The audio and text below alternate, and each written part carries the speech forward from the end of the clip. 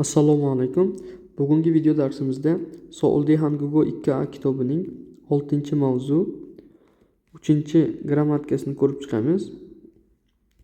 Ushbu grammatika quyidagicha, ya'ni ri pulgyuchik. Ri pulgyuchik degani ri negizli noto'g'ri so'zlar, ya'ni biz o'rgangan qoidaga tushmaydigan so'zlar. Bu yerda nazariy qismida aytilyaptiki, ogane kitimchol ri ga omi a o apeso I ga tallakhago li iri sabibteo lil hyongte hyongtega tende ri pulguchuk yongoninin parida tarida morida purida orida sodurida tingi itte.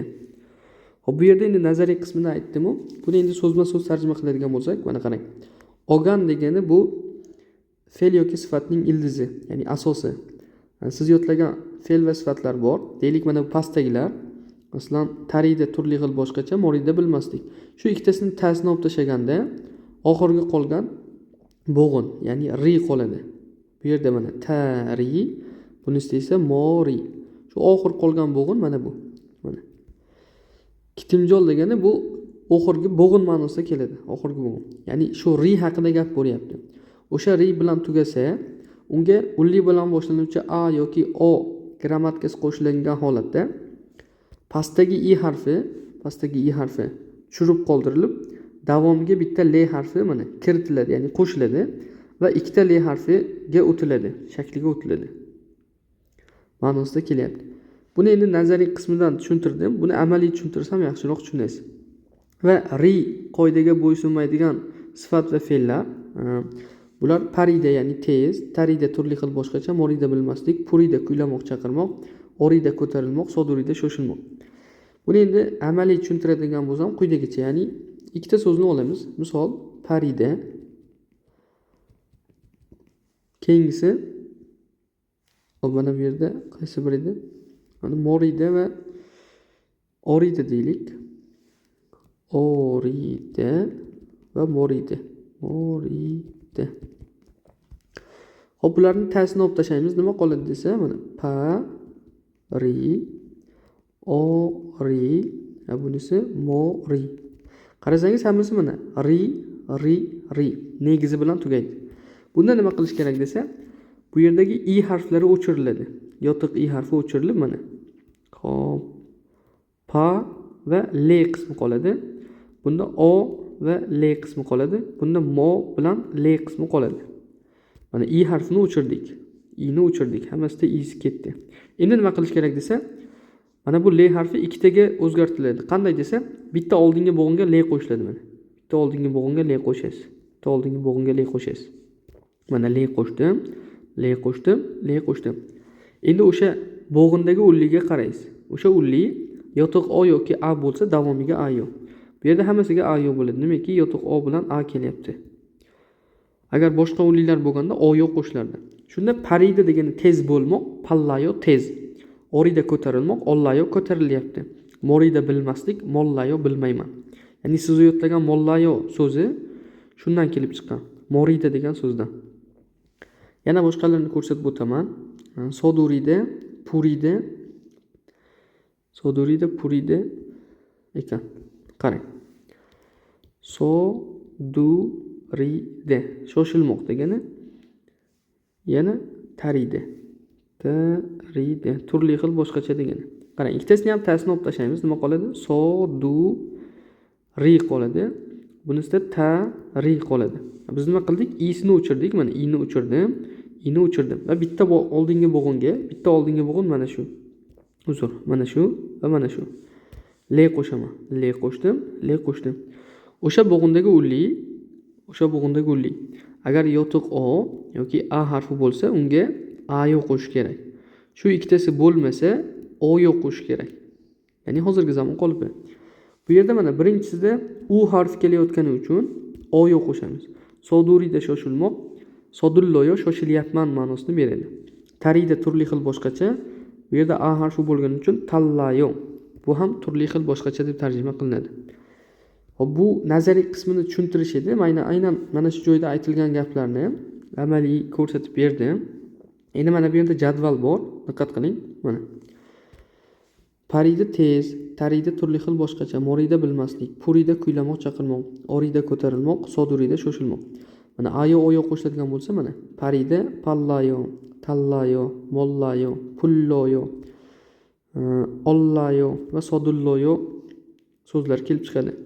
Rasmiy hurmat mana hozirgi zamon grammatikasida bularni ta'sini olib tashlaganda oxiri ulli bo'lgani uchun hammasiga peynida qo'shiladi. Shunda mana parimnida, tarimnida, morimnida, purimnida, orimnida, sodurimnida kelib chiqadi. Inikka qo'shiladigan holatda inikkani biz o'tganmiz ligi uchun sababli grammatikasi. Ligi uchun sababli. Bu yerda mana ta'ni olib tashlasak ulli, demak hammasiga nikka qo'shilyapti mana. Parinikka, tarinikka, morinikka, purinikka, orinikka, sodurinikka. Ya'ni sodurinikka degani bu shoshilayotganim uchun ma'nosida keladi. Endi asosi ham xuddi shu ma'nosida, lekin asosini 2 marta o'tdik biz. Birinchi tarjimasi ib, ikkinchisi ligi uchun. Shunda pallaso tezligi uchun, tezligi sababli, tallaso turli xil bo'lgani uchun, mollaso bilmaganim uchun, pulloso kuylab, ollaso ko'tarilib yoki ko'tarilgani uchun, sodulloso shoshilib ma'nosida keladi. Bu yerda ne inninde. Biz o'tganmiz sifat bo'lsa ne indi, ya'ni ulli bo'lgani uchun mana parinde, tarinde. Bu yerda fe'l bo'lgani uchun ninde qo'shilardi. Morida bilmaslik bu fe'l so'z turkumi. Shunga morininde, purininde, orininde, sodurininde qo'shiladi. Bular fe'l so'z turkumi. Fe'llarga ninde qo'shilardi. Mana bu ikkitasi esa sifat. Hop, grammatikalarni qo'shishni o'rgandingiz. Biz asosiy mana bu birinchi qatorni o'rganib chiqdik. Shu. Endi nazariy qismidan o'tgan bo'lsak, ya'ni yaxshiroq tushungan bo'lsangiz, gaplarni o'qiymiz. Chigim kiri makioso chihachollo kanenge topallayo. Hozir yo'l tirbandligi uchun metroda borish yanada tezroq. Ikkinchisi uri onniva chonin sonkyogi tallayo. Uri degani mening ma'nosida keladi. Ya'ni mening opam bilan men xarakterimiz turlicha. Tallayo degani turlicha har xil. Uchinchisi chonin k saramil mollayo. Men u odamni bilmayman. Ya'ni tanimayman ma'nosida keladi. Morida bilmaslik yoki tanimaslik. To'rtinchisi akireshiga noreril pullosoyo. Akira qo'shiqni kuyladi. Purida kuylamoq, pullosoyo o'tgan zamonda kuyladi. Beshinchisi kopi kapshi mani ollachyo. Mana jiyo bu bilib turib so'rash. Ya'ni kofe narxi juda ham ko'tarilibdimi? Orida ko'tarilmoq, o'tgan zamonda ollassoyo, bunda ollachyo bo'lyapti. Va 6-inchisi shigani piyollo opsoso sodulloso kassoyo. Ya'ni vaqt unchalik yo'qligi sababli shoshilib ketdim. Ya'ni vaqtim unchalik yo'qligi sababli shoshilib ketdim. Yoki u vaqti yo'qligi sababli shoshilib ketdi ma'nosida keladi. Ketdi. Va mana bu qismi ham bor. Ya'ni irida degani bu ga yetmoq ma'nosida keladi. Ya'ni biror joyga yetmoq, biror vaqtga yetmoq. Tilida degani kirmoq, kirib o'tmoq. Shu ikkita so'z. Birinchisi ga yetmoq. Ikkinchisi kirmoq, kirib o'tmoq. Shu ikkita so'z mana. Tingin küçük yongon imiro ri pulkuchik havaryongil hajaninde. Xo'p, mana shu kabi so'zlar qoidaga tushadigan so'z bo'lganligi sababli ri pulkuchik qoidasi ishlatilmaydi. Ya'ni bularda ayo yo'q qo'shilsa o'zgarmaydi deyilyapti. Endi mana bu ikkita misolni ko'radigan bo'lsak, pam yol tushiye iriro so're to'chak etdi.